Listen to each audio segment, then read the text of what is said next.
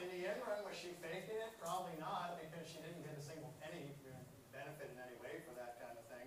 It was just a psychological event, but it wore off and went away. Even the accent's gone now. So she's now back to walking normally and speaking normally, and everything is fine and dandy. But that would be a best example of a not real case of dystonia.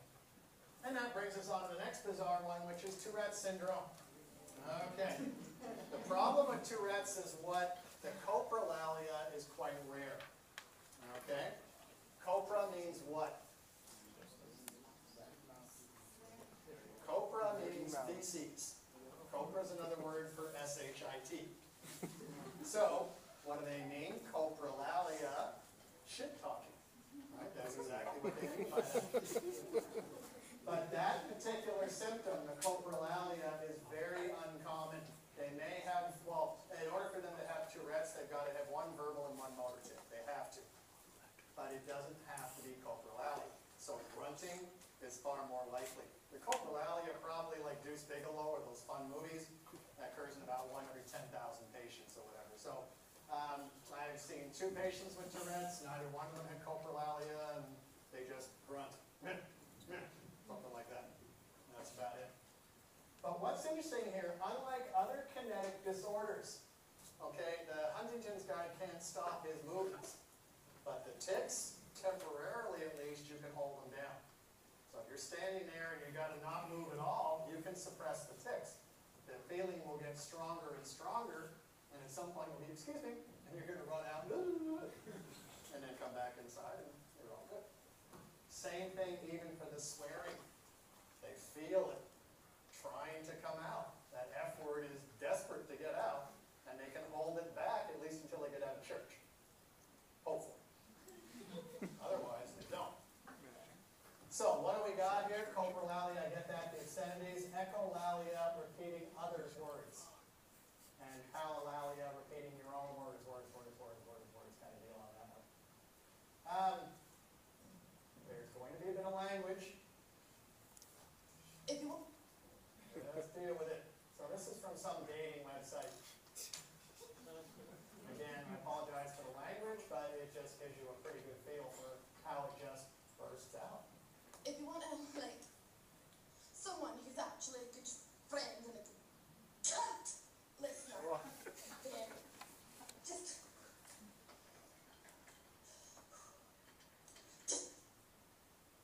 fuck, get in touch.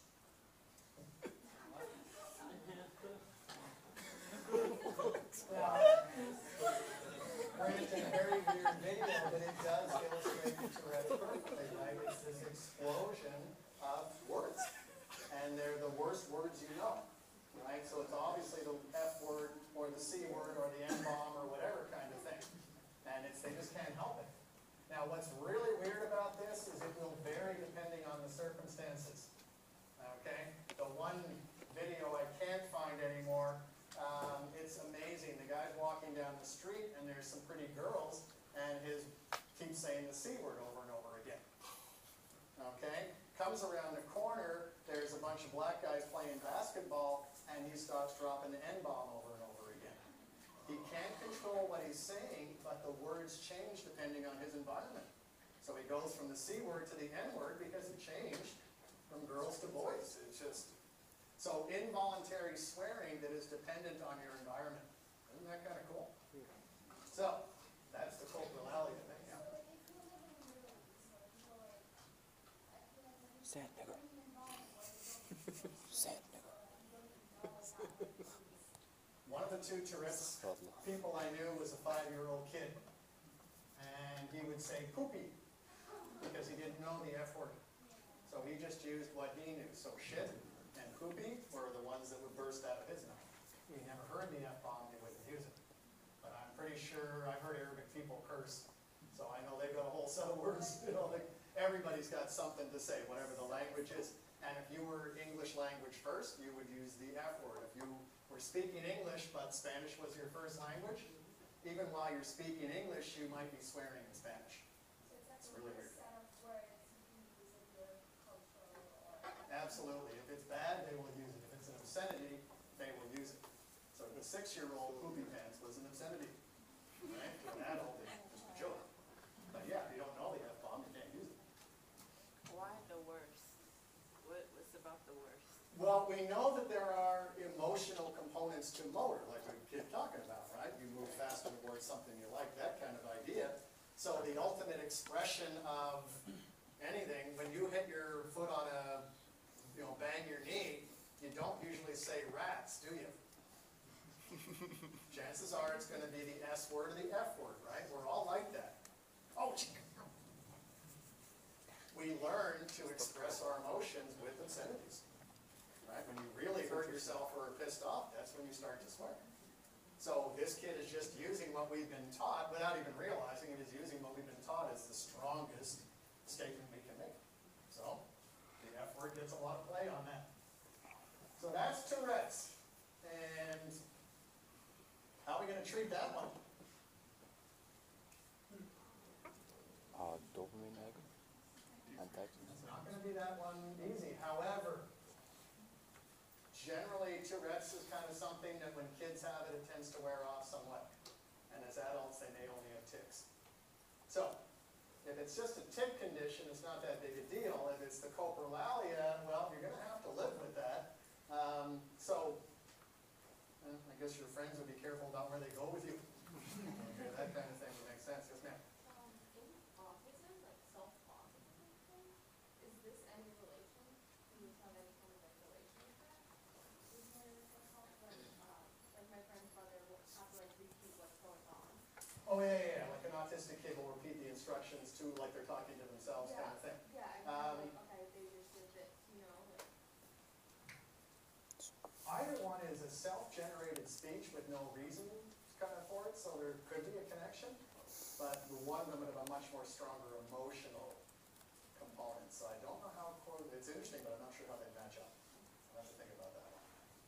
In behavioral, you taught us about electrical therapy. Would that work? Taught about, You taught us about electrical therapy in behavioral. Would that work? you mean like shocking a kid when he swears? Well, not That would be the awesome. not the kid, but I mean, you were teaching us about classical conditioning or something like that. I mean, reference to the adults. I don't think anything like that, I mean, I've never heard anything like that. Cognitive behavioral therapy, stuff like that, even that doesn't work so well because this is it's a motor problem. Okay, we know it's a basal ganglia thing causing the motor tic. So it's not helping out with the psychological. I've seen a few studies where they can get people to swear less if they're on Valium or something else, but that's not. So yeah, it's hard to treat what isn't really a psychiatric condition, and we don't fully understand the emotional changes, why the words change. So it's kind of a bit of a mix-up there. I have a friend who has like really bad Tourette's, but he's a really good singer and does a cappella, and when he does that, he has no problem. And when he sings, it's perfect, isn't it? Music is a very, very different something. Okay? We're going to see a patient later on, he cannot make new memories, right? He's got anterograde amnesia, his memory doesn't last more than 2 minutes. But he can sit there and play a 25-minute piece of music all the way through. So there's something completely unique about music and why humans appreciate it and all that kind of stuff. So yeah, tons of studies, but they don't even know where to begin with that one. So if the word music pops into what you're talking about, you just say, okay, that makes sense. So yeah, no problem with the guy being able to sing and not having one tick the entire time he's doing it. It's kind of amazing. So that's Tourette's. And then that brings us on to Wilson's disease. Why do we talk about Wilson's disease? Because it's copper accumulation in basal ganglia structures, which could lead to kinetic symptoms, all that kind of stuff. So what do we know about Wilson's? It is a problem with Copper. copper doing what? Accumulating. Accumulating because why?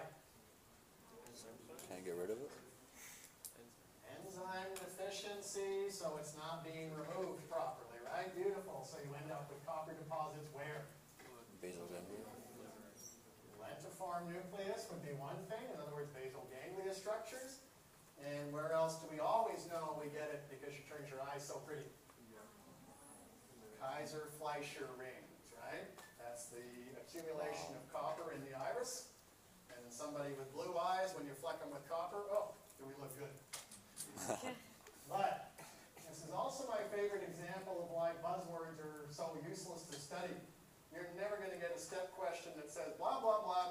Kaiser-Fleischer rings, what disease do they have? Don't be looking for buzzwords, they don't help. All right? I would describe the whole disease, tell you that the guy's got Kaiser-Fleischer rings, and then say, what other symptom would they have? What structure is affected? That kind of thing. So buzzwords bad. Kaiser-Fleischer would be at the top of the list there. Why? Because Wilson's is what we call a diagnosis of exclusion. Okay? Once you've ruled out all the other ones, you're like, crap, what's left? Well, maybe it's Wilson's. Do you really think you're going to test everybody with a slit lamp when they come into your office? Oh, my arm hurts. Looking through that? No. Okay? That's how we would confirm that you have Wilson's. We'd look for the Kaiser-Fleischer rings. But that's after you've ruled out ALS and all the other stuff, and you're really sitting around in your Dr. House episode, and you're like, crap, what is it? And then someone says, let's go for Wilson's. And sure enough, it's not common, and it's hard to figure it out. Because look at what can happen. You're not going to see the common deposits in the eye. So you're looking at a person who could be in their 20s, all of a sudden they present with shaking, whatever. What's your first thought on that? 25-year-old with unspecified Drugs. hyperkinetic symptoms, drugs or something, right? So, now obviously, if the guy's got cardiac arrhythmias, well, it could still be drugs. See what I'm getting at? That's some of these other. What is hepatic encephalopathy? What is hepatic referring to? Liver. Encephalopathy sounds like, well, yeah, but there's no brain in the liver, so brain encephalopathy is swelling. Basically, liver's getting pathologically bigger, not a good thing. What's my, I got a Wilson's disease.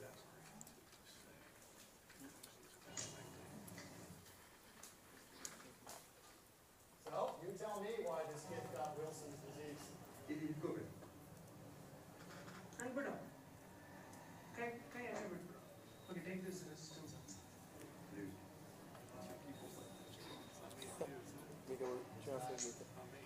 Tremors, he's got rigidity. Do you understand this?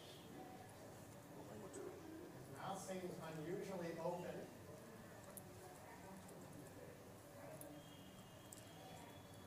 He should not be having trouble breathing.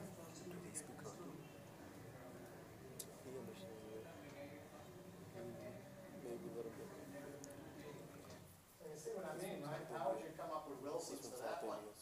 My first thought, the kid looks about how old? 16, 17. 15, 20, something in that age range, whatever, very young. Did you fall down? Did you get injured? Was it trauma? You fall out of a tree, hit your head? Those would all be coming up pretty quick as questions, wouldn't they? What did you take? Who sold it to you? Could be another one. Absolutely. Could be a drug-induced kind of deal. So only after I've ruled out trauma, drugs, booze, whatever else, then we're like, oh, maybe it's something like Wilson's, right? So you can understand why we talk about diagnosis of exclusion. We're not going to come up with this one till way down the list.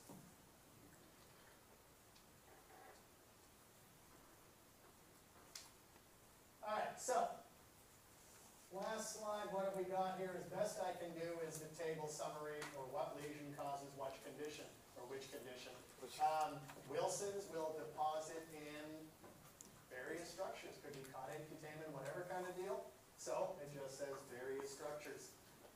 Obviously, dopamine, Parkinson's, we know. Subthalamic nucleus is the location for hemiballismus. And Tourette's is most often the globus pallidus.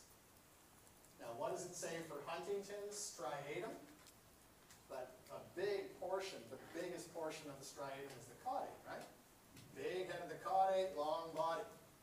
So if you ever see it says Huntington's and caudate, they still mean striatum, right? They just picked the big structure. So whether Huntington says striatum, neostriatum, caudate, it's all the same thing. That's Huntington's disease. And you would always be looking for atrophy of the head of the caudate. So what is cerebral palsy? It's the guy that had to go in some lecture somewhere, so I might as well throw it into this one. Brain damage during development can affect either motor, or basal ganglia, or cerebellum. So the guy born with that damage, spastic cerebral palsy, his upper motor neurons never develop properly. So the kid would have a lot of motor symptoms. Alright? Ataxic, if the cerebellum got damaged during development. That's ataxic cerebral palsy. And dyskinetic, if the basal ganglia was So cerebral palsy is clearly going to be movement problems, but it could be motor or coordination